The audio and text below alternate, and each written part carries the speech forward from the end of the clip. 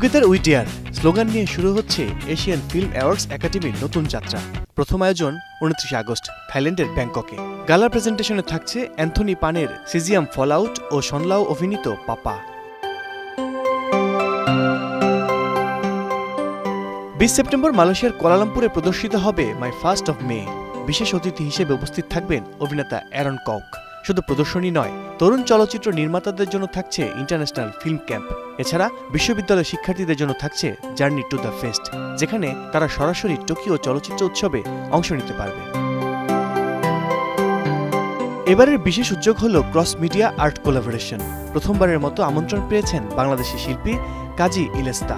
তার কাজ প্রদর্শিত হবে ব্যাংককের গালা প্রেজেন্টেশনে। এশিয়ান সিনেমার এই যাত্রা শুধু বিনোদন নয়, নতুন প্রজন্মের শিল্পী ও নির্মাতাদের জন্য খুলে দিচ্ছে আন্তর্জাতিক দিগন্ত। সব আয়োজনের সমাপ্তি হবে আগামী মার্চে 19তম এশিয়ান ফিল্ম অ্যাওয়ার্ডসের মাধ্যমে। আল কাসির, স্টার নিউজ, ঢাকা।